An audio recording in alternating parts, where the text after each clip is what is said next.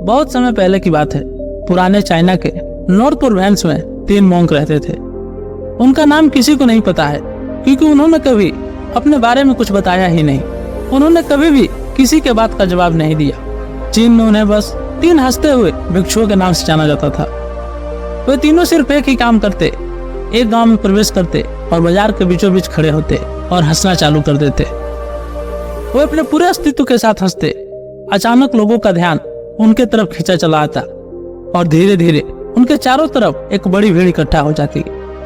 वो इतनी एकाग्रता, तल्लीनता एवं संपूर्णता के साथ हंसते कि उनकी हंसी देखकर सारा गांव हंसने लग जाता। जब वे पूरा गांव हंसी के समंदर में डूब जाता तो दूसरे गांव चले जाते। वे ना तो कुछ बोलते थे, ना ही कुछ उपदेश देते और ना ही कोई शिक्षा। वे जहां भी जाते अपने हंसी से ऐसा माहौल बना देते कि लोग अपने सारे दुख दर्द भूलकर बस हंसने लग जाते। धीरे धीरे चाइना के लोग उन्हें बहुत प्यार करने लगे और वे पूरे चाइना में फेमस होते गए, 3 लाफिंग मॉन्क के नाम से। चाइना के लोग उन्हें बहुत प्यार करते, उनका सम्मान करते। इसके पहले और उनके बाद भी कभी किसी ने इस तरह से प्रचार नहीं किया कि जीवन केवल एक हंसी होनी चाहिए और कुछ नहीं। वे विशेष रूप से किसी पर नहीं हंसते थे। वे हंसते थे जैसे कि उन्होंने ब्रह्मांड के मजाक को समझ लिया हो, उन्होंने ईश्वर के मजाक को समझ लिया हो और उन्होंने एक शब्द का उपयोग किए बिना पूरे चाइना में इतना आनंद फैलाया जितना आज से पहले किसी ने ना फैलाया था।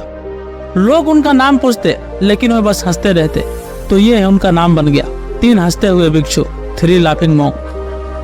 पूरे चाइना में घूम घूम कर लोगों को हंसाते हुए समय के साथ वो तीनों बूढ़े हो गए और एक रात जब वे एक गांव में ठहरे हुए थे तो उन तीनों में से एक भिक्षु की मौत हो गई।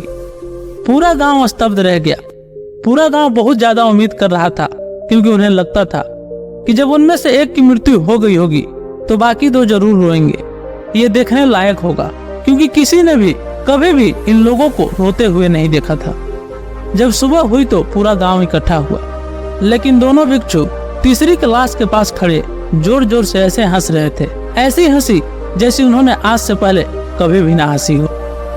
गांव के कुछ बड़े बुजुर्गों ने उन्हें समझाने की कोशिश की कि यह आपका साथी था और इसकी मृत्यु पर आपको हंसना नहीं चाहिए।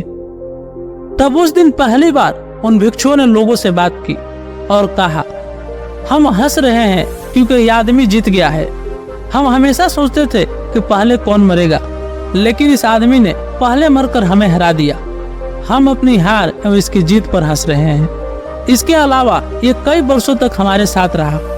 हम एक साथ हंसे, हमने एक दूसरे के मौजूदगी, उपस्थिति का आनंद लिया। उसे अंतिम विदा देने का इससे बेहतर तरीका और क्या हो सकता है। हम केवल हंस सकते हैं, लेकिन पूरा गांव उदास था।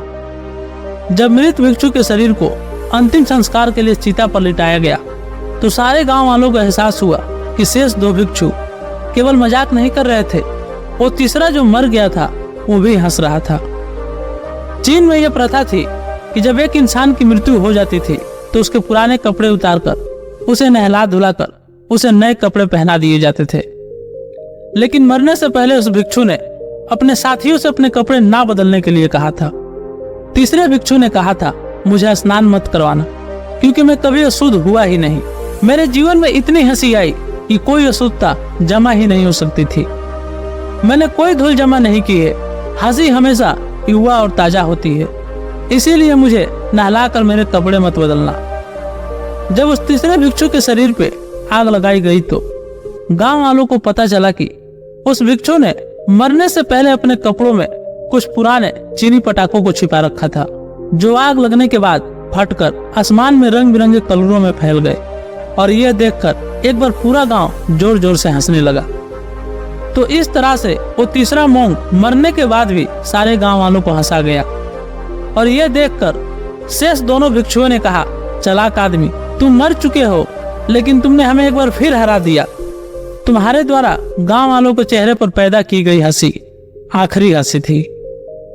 दोस्तों, अगर आपको वीडियो अच्छी लगी हो तो इस चैनल को सब्सक्राइब करके इस परिवार को एक कदम आगे बढ़ाने में अपना बहुमूल्य योगदान अवश्य दें। हमें बहुत खुशी होगी।